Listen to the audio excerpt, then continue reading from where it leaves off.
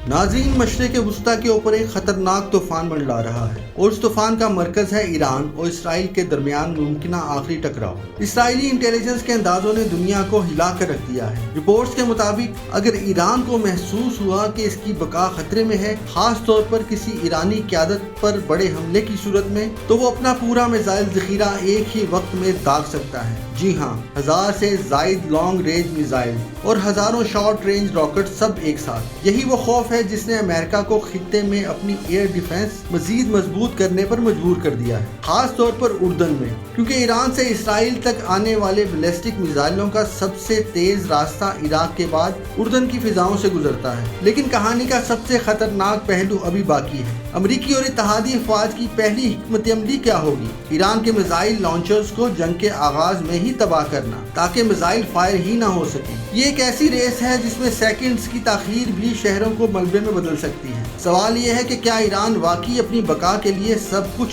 दांव पर लगा देगा? क्या इसराइल का आयरन डोम और अमरीकी दिफाई निज़ाम इस तूफान को रोक पाएगा, या मशरिक़ वुस्ता एक ऐसी आग में जल उठेगा जिसके शोले पूरी दुनिया तक पहुँचेंगे? फैसला कुन लम्हा करीब है, मिसाइल तैयार हैं, दिफाई निज़ाम अलर्ट पर है और दुनिया सांस रोके इस मुमकिन तबाही का इंतजार कर रही है।